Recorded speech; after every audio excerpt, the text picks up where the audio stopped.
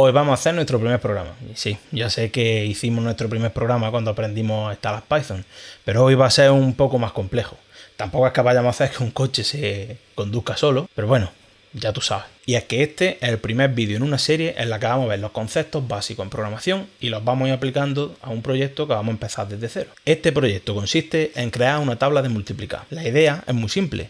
Nosotros le pasamos un número al programa y el programa nos devuelve su tabla de multiplicar. Nos la muestra por pantalla, vamos. A pesar de lo simple que parece este proyecto, y que es, porque vais a ver lo fácil que es de programar, nos va a servir para aprender las primeras cosas que todos aprendemos cuando aprendemos a programar.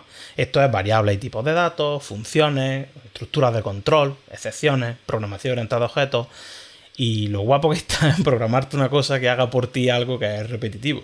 Hay que tener en cuenta que esta serie pues será una serie introductoria. Esto quiere decir que no vamos a entrar al detalle en cada uno de estos conceptos, los vamos a ver por encima para entender qué son y cómo se utilizan, y vamos a ver cómo se aplican en el caso de Python. Sin embargo, tenéis que tener en cuenta que nada de esto solo se aplica a Python, todos estos conceptos son generales en programación. Y el hecho de que sean generales significa que una vez que los entendemos y sabemos cómo funcionan, aprender otro lenguaje de programación simplemente es aprender su sintaxis, aprender cómo se escriben las diferentes cosas. Pero como digo, los conceptos son exactamente los mismos. Y en el vídeo de hoy comenzaremos por la pieza fundamental de cualquier programa: los datos. Vamos a ver qué tipo de datos hay y cómo se pueden trabajar con ellos. Y al final del vídeo tendremos nuestra primera versión de la tabla de multiplicar. Así que vamos.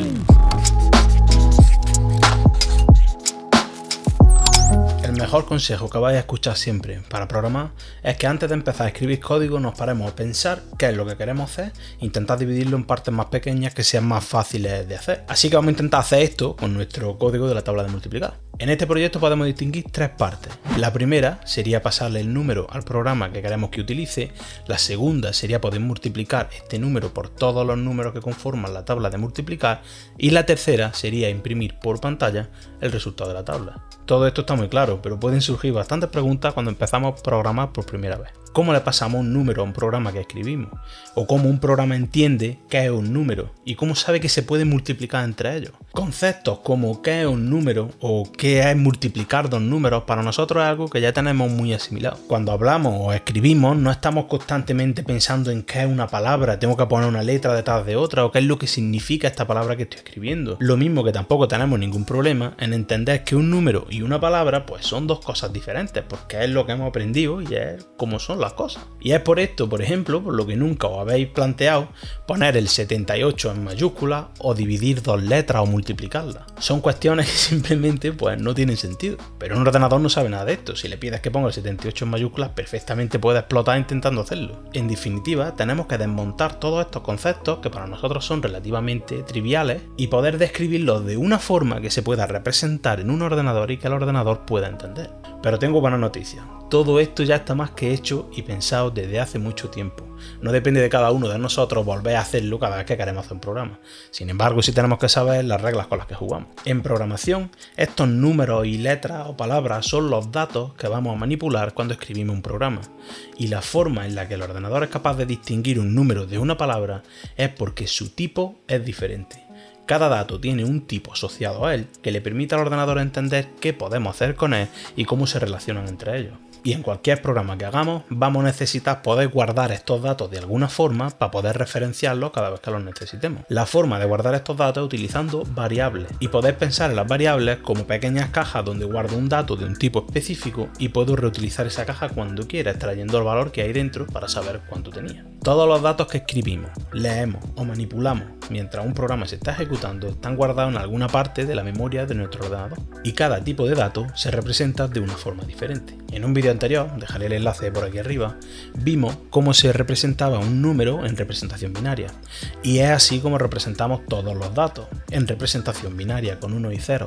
Sin embargo, la forma en la que vimos cómo se representaban aquellos números en aquel vídeo tenía un secreto, pues que no conté. Todos los números que representamos en aquel vídeo eran enteros y positivos. Si os disteis cuenta, nunca utilizábamos un número que era negativo o un número que tenía decimales. Y esto es así porque la forma de representar los números enteros y positivos es diferente de la forma de representar números negativos o diferente de la forma en la que representamos números con decimales. No quiere decir que lo que vimos en aquel vídeo fuera mentira, simplemente no es todo lo que hay alrededor de cómo se representa un dato en memoria. Esto es un ejemplo de por qué los tipos de datos son importantes, porque si yo represento los números como en aquel vídeo, nuestro programa debe saber que ese número solo puede ser un entero y positivo. No puedo utilizar ese número como si fuera un número con decimales, porque no los tiene. Y con esa representación que vimos, no podemos representarlo. Hay otra forma en la que representamos números en memoria, con decimales o sin decimales, con signo o sin signo, y lo mismo para representar diferentes palabras o letras. En este vídeo no voy a ver cómo se representa cada dato en memoria, pero si estáis interesados en saberlo, pues no olvidéis suscribiros al canal, porque acabaré hablando de eso. En muchos lenguajes de programación, cuando nosotros vamos a utilizar un dato en nuestro programa, tenemos que decirle explícitamente de qué tipo es ese dato. A esto es lo que se le conoce como un lenguaje de programación de tipado estático. Nosotros podemos declarar una variable, es decir, una de estas cajas, donde vamos a guardar un dato y le tenemos que decir que esta variable es de un tipo específico. A partir de ese momento, esa variable solo puede guardar datos de ese tipo. Y también hay otros lenguajes en los que el tipo de datos se adivina a medida que el programa va corriendo. Estos son los lenguajes que se llaman de tipado dinámico. En este caso no necesitamos decirle de qué tipo es cada dato que queremos utilizar, sino que este lenguaje de programación es capaz de averiguar de qué tipo es a la hora de utilizarlo. Por ejemplo, un lenguaje de programación estático puede ser C o C++. Si yo quiero definir un número entero en un programa en C++, defino mi variable de esta forma. Le tengo que decir cuál es el tipo, cuál es el nombre de la variable y cuál es el valor que toma. El tipo en este caso es un entero que se representa con la palabra int, el nombre de la variable el que nosotros queramos, en este caso lo vamos a llamar número, y el valor pues 5, por ejemplo. A partir de este momento, cada vez que yo utilice número en mi programa, estaré accediendo al valor 5 guardado como un entero. Internamente, el programa lo que hará será reservar espacio en memoria para guardar un número entero y poner el valor 5 en ese punto. La variable número lo único que hace es recordar en qué posición de memoria se encuentra ese 5 para cuando queramos utilizarlo de nuevo. Pero todo esto es transparente para nosotros, lo único que hacemos es decirle que tenemos una variable que se llama número de tipo entero y que vale 5, y a partir de ahí podemos utilizarla cuando queramos. En un lenguaje de programación con tipo dinámico, como por ejemplo es Python, el que vamos a ver ahora, la variable la declararía de esta forma. Vemos que no le tengo que decir cuál es el tipo, simplemente le doy un nombre a la variable y le digo que vale 5. Internamente pasará lo mismo, solo que Python antes averiguará que el 5 es un número entero y por tanto número es una variable de tipo entero. Reservará espacio en memoria para guardar el entero y lo guardará para cuando lo necesitemos. Pero ya hará que esto no es así exactamente en Python, porque todos los tipos en Python heredan del objeto object. Y sí, es verdad, la forma en la que Python trata los tipos, igual que algunos otros lenguajes de tipo dinámico, es un poco diferente. Pero bueno, esto es una buena aproximación y en el futuro vamos a ver tranquilamente cuando veamos objetos qué es exactamente lo que hace Python con estos tipos. ¿Cuáles son los tipos de datos que podemos utilizar y cómo se trabajan con ellos? Pues hay principalmente 4 tipos de datos: los números enteros, los números de coma flotante, las letras o caracteres y los datos booleanos. Vamos a ir viendo cada uno de ellos por separado y vamos a ir viendo algunos ejemplos de cómo podemos utilizarlos en código. Para ello vamos a utilizar Python y VS Code. Si no lo tenéis instalado y queréis seguir el vídeo, os voy a dejar por aquí arriba un enlace donde podéis ver cómo se puede instalar tanto Python como VS Code y podéis ir trasteando mientras lo vamos haciendo. Empezando por los números, existen dos tipos principales: los números enteros y los números de coma flotante. Los números enteros son aquellos que no tienen decimales y los números de coma flotante son aquellos que sí tienen decimales. Esta diferenciación es común en todos los lenguajes de programación y es porque la forma en la que se representa en memoria cada uno de estos dos tipos de números es completamente diferente. Normalmente, cada tipo de dato tiene una palabra asociada dentro de cada lenguaje de programación, de tal forma que nosotros sabemos de qué tipo estamos hablando. En el caso de los números enteros, la palabra suele ser int, y en el caso de los números en coma flotante, la palabra suele ser float. Además, cada uno de estos puede tener otra nomenclatura dependiendo de qué es lo que queramos definir. Por ejemplo, en los números enteros podemos tener signed and unsigned int, que nos definen números con y sin signo. También podemos tener un tipo de entero long int, que suelen ser enteros muy grandes, o short int, cuando queremos guardar enteros pequeños. En el caso de los float también podemos encontrar que se les llama double, cuando queremos significar que tenemos una precisión mayor.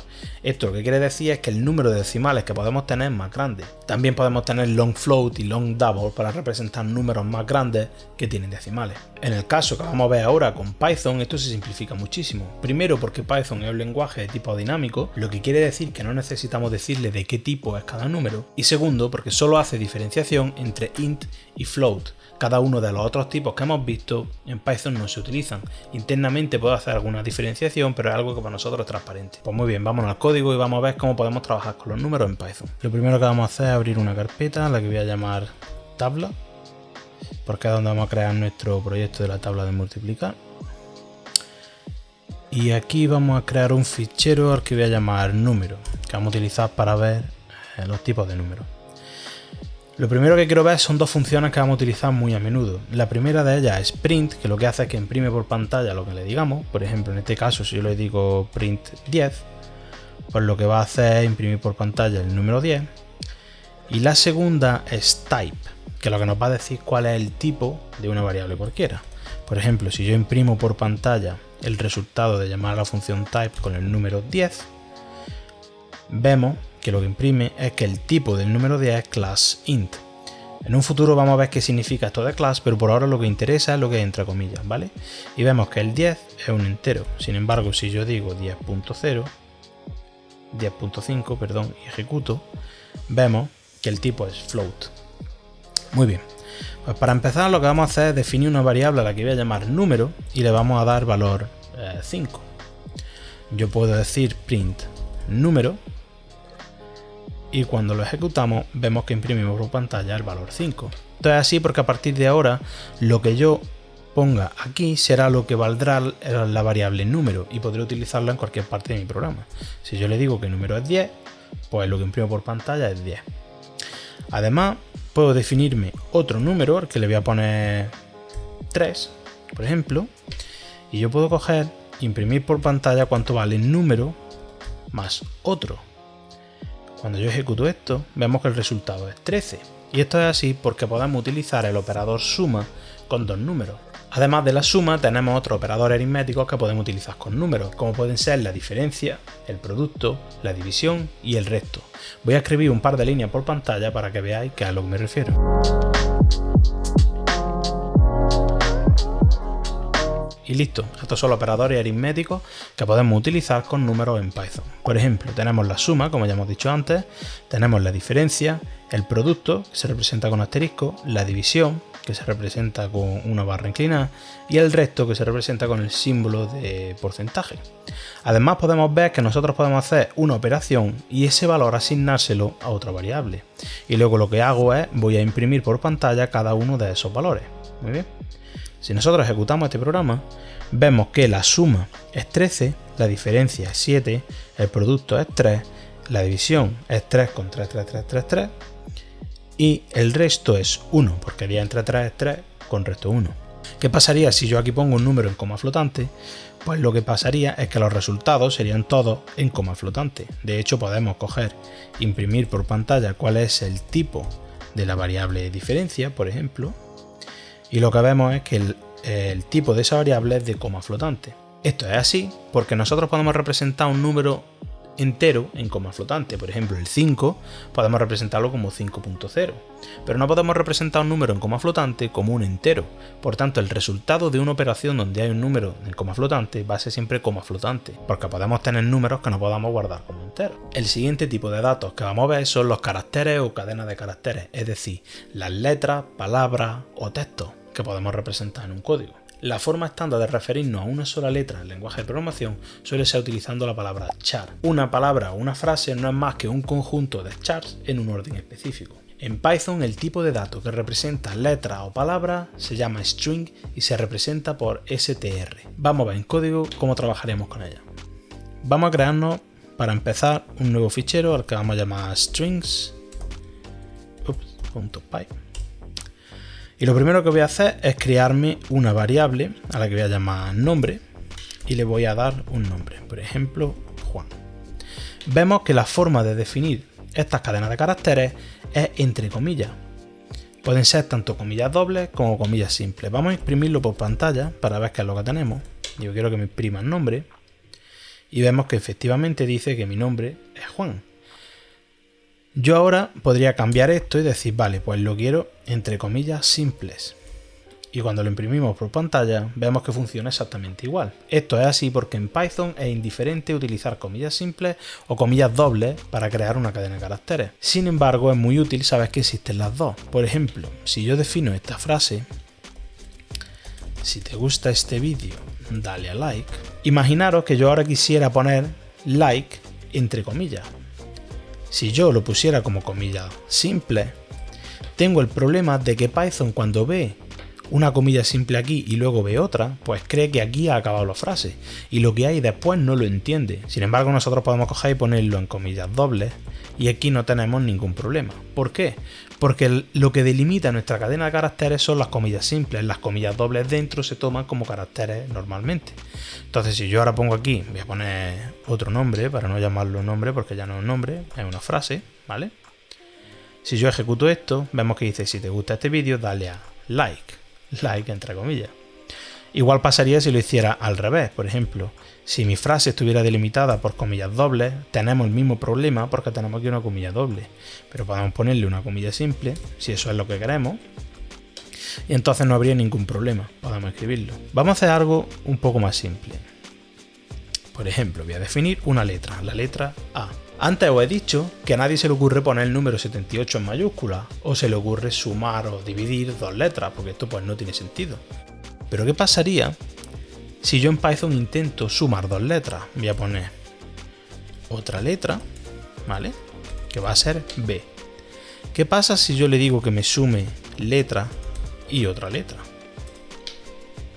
Cuando yo ejecuto esto, vemos que el resultado es AB. Es decir, parece que Python sabe cómo sumar letras. En verdad no suma letras, pero entiende que cuando yo utilizo el operador suma con dos letras o con dos frases, lo que estoy haciendo es concatenarlas. Pone una después de la otra. Por ejemplo, vamos a hacerlo un poco mejor. Si yo pongo frase 1 y le digo: si te gusta este vídeo, y la frase 2 es: dale a like. Si yo imprimo frase 1 más frase 2, el resultado es la frase completa: si te gusta este vídeo, dale a like. Porque lo que hace es que las concatena, simplemente pone una detrás de la otra. Pero es más, ¿qué pasaría si yo cojo, me defino mi letra A otra vez, ¿vale? Y digo que quiero imprimir 4 por la letra. No tiene sentido multiplicar un 4 por una A.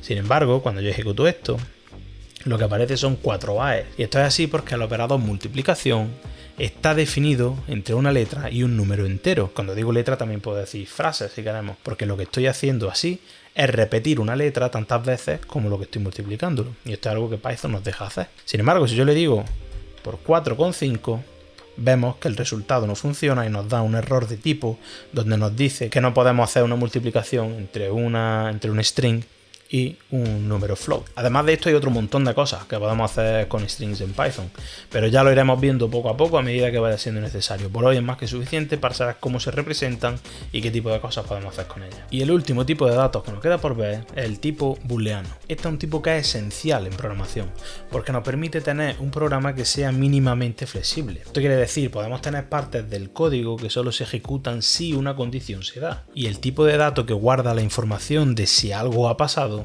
es un tipo booleano. Por ejemplo, imaginaos que estáis programando un juego y el personaje del juego llega a una puerta que solo puede abrir si tiene una llave. Vosotros querréis programar que si el personaje tiene la llave puede abrir la puerta, pero si no la tiene, a lo mejor le queréis dar un mensaje diciendo: pues no sé, falta la llave que se encuentra en no sé dónde. Esta condición de saber si el personaje tiene o no la llave se evalúa con datos de tipo booleano. Y estos son datos que solo pueden guardar dos valores: verdadero y falso. Estos valores se representan como true y false en inglés, porque en programación se habla el inglés. Mientras que con números, en cierto modo también con las strings, teníamos operadores aritméticos como suma, diferencia, multiplicación. En el caso de los datos booleanos tenemos operadores lógicos. El primer operador lógico es el operador AND, que hace referencia a la conjunción lógica y. Para que este operador devuelva verdadero, los dos valores que comparamos tienen que ser verdaderos. Si imaginamos que estamos comparando dos valores, A y B, este operador nos dice si A y B son verdaderos. En cualquier otro caso, puede volver a falso. El segundo operador es el operador OR, que hace referencia a la disyunción lógica O. Este operador nos devolverá verdadero cuando alguno de los valores que comparamos sea verdadero, y en cualquier otro caso, es decir, si los dos valores son falsos, devolverá falso. Esto es como responder a la pregunta de si A o B son verdaderos. El último operador lógico es NOT, que básicamente corresponde a la negación lógica y se aplica sobre un dato booleano devolviéndonos el opuesto. Por ejemplo, not true es false y not false es true. Vamos a ver un ejemplo en código para ver en Python cómo trabajaríamos con estos operadores. Para eso nos vamos a crear un nuevo fichero, el que voy a llamar bool, por ejemplo. Y es importante saber que la forma en la que representamos el valor true en Python es de esta forma que tiene que ser true con la T en mayúscula, y falso es false con la F en mayúscula. Esto representa los valores verdadero y falso que vamos a utilizar. Ahora vamos a escribir un pequeño código para utilizar los tres operadores que hemos visto y ver cómo se comportan. Lo escribo muy rápido y ahora vuelvo. Pues ya está, soy muy rápido escribiendo. No, pero básicamente lo que vemos es, estamos utilizando la string que ya hemos visto cómo se pueden utilizar, ¿vale? Y lo que estamos haciendo es imprimir, pues, primero para el operador AND, luego el operador OR y luego el operador NOT. Empezando para el operador AND, por ejemplo, aquí vemos que hacemos true and true, donde AND es el operador del que estamos hablando, y aquí solo nos devolvería verdadero en el caso en el que las dos variables fueran verdadero. Es decir, si vemos todos estos casos, tenemos true true, true false, false true y false false. El único caso en el que yo esperaría verdadero es en este primer caso. En el caso del operador OR, pasaría lo mismo, esperaría verdadero en todos ellos, salvo cuando los dos son falsos. Si os acordáis, el operador OR nos devuelve verdadero cuando al menos uno de los dos valores que comparamos es verdadero. Y el operador NOT pues nos devuelve el contrario de lo que le damos, ¿vale? Si ejecutamos, vemos que con el operador AND, true y true es true, pero el resto son falsos. Lo mismo con el operador OR, donde todos son verdaderos, salvo el último, que es falso, que es cuando los dos valores que comparamos son falsos. Y en el operador NOT, pues obviamente nos devuelve su opuesto, como hemos dicho, entonces not true es false, not false es true. Además, existen otros operadores que están definidos sobre tipos de datos que no son booleanos, pero que nos devuelven un booleano. Estos son los operadores de comparación. Como su nombre indica, comparan dos valores que no son booleanos. Por ejemplo, si queremos comparar si un número es mayor a otro o si dos números son diferentes. Si vamos al código, vamos a ver un ejemplo en el que yo puedo imprimir por pantalla si 10 es mayor que 5. Cuando yo ejecuto esto, vemos que el último que imprime es true, es verdadero, y esto es porque 10 es mayor que 5. Los diferentes operadores que existen son mayor que, mayor o igual que, menor que, menor o igual que, igual que, si os dais cuenta son dos signos de igual, no solo uno, y diferente. Diferente es una exclamación y un igual. Cuando yo ejecuto esto, vemos que me dice que 10 es mayor o mayor o igual que 5, estos dos son true, menor que 5, menor o igual que 5 o igual a 5 son false, porque obviamente 10 no es igual a 5 ni es menor que 5, y luego si 10 es diferente de 5 me devuelve true. Pues perfecto, ahora que ya sabemos cuáles son los tipos básicos de datos, tenemos todo lo que necesitamos para poder hacer nuestro primer código que nos imprime una tabla de multiplicar por pantalla. Para ello, lo que vamos a hacer es crearnos un fichero al que voy a llamar tabla.py. Es importante notar que me estoy creando todos estos ficheros simplemente por organización. Podemos tenerlo todo en el mismo si queremos, pero ahí es mejor tenerlos separados en diferentes ficheros para no mezclar mucho código, que sea más fácil de entender, ¿vale? Así que vamos a crear nuestro código en este fichero que voy a llamar tabla.py. Y lo primero que necesitamos es guardar el número sobre el que queremos hacer la tabla de multiplicar. Vamos a decir que es el 7, ¿vale? Entonces ya tenemos el número sobre el que queremos hacer la tabla de multiplicar. ¿Qué es lo que vamos a querer imprimir por pantalla? Pues por ejemplo, en una tabla de multiplicar normalmente lo que queremos decir es 7 por 1, 7. La siguiente línea sería 7 por 2, 14. La siguiente 7 por 3, 21 y así sucesivamente. Si nosotros pensamos que es lo que necesitamos para poder imprimir esto por pantalla, vemos que el número 7 es el número que nosotros hemos puesto y el resto pues son más o menos fijos en cada línea. Yo puedo imprimir 7, sería mi número, ¿vale? ¿Cómo imprimiría yo esto? Pues sabemos que podemos imprimir cadenas de caracteres también. Pues lo puedo separar con una coma, como hemos visto antes, y decir por 1 igual, y ahora hago la operación número por 1. Para la segunda línea haría exactamente lo mismo, solo que aquí diría que esto es un 2 y esto es un 2. Lo que estoy haciendo aquí es primero imprimir el número por pantalla, luego separado por un espacio escribir x1 igual, que me escribiría la parte de la multiplicación, la que me informa de por qué número estoy multiplicando, y luego después del igual escribiría cuál es el resultado de la operación. Vamos a imprimirlo para cada uno de los números y vamos a ver qué es lo que pasa. Esto sería como se vería la tabla de multiplicar entera. Como veis, hemos hecho exactamente lo mismo para cada uno de los números, de tal forma que tengo del 1 al 10 y hago las multiplicaciones del 1 al 10. Si ejecutamos el programa, vemos que efectivamente tenemos la tabla de multiplicar del 7 como queríamos. Vamos a decir que yo ahora quiero, por ejemplo, la tabla de multiplicar del 3 y me imprime la tabla de multiplicar del 3. Esto es así porque todo lo que estamos imprimiendo no le estamos poniendo cuál es el número que queremos imprimir, sino que depende de lo que tengamos en esta variable. Cuando el valor de esa variable cambia, lo que imprimimos cambia. Incluso puedo hacer la tabla de multiplicar de 1764 si quiero. Y cuando ejecuto esto, pues tenemos la tabla de multiplicar del 1964. Hay muchas cosas en este código que podemos mejorar y si sabes algo de programación ya sabes por dónde van los tiros, pero vamos a utilizarlo para poco a poco ir viendo qué es eso que podemos mejorar y cómo vamos a ir cambiándolo. Vais a ir viendo cómo este código se va quedando más limpio y más profesional a medida que vamos a ir viendo más vídeos, y la idea es que cuando acabemos la serie tengamos un código muy simple que nos escriba por pantalla la tabla de multiplicar de cualquier número que nosotros le demos, sin ni siquiera tener que modificar el código. Y ya está, eso ha sido todo. Espero que haya sido útil, que hayáis aprendido algo nuevo y si tenéis algún problema, no habéis entendido lo que sea, preguntadlo en los comentarios que responderé encantado.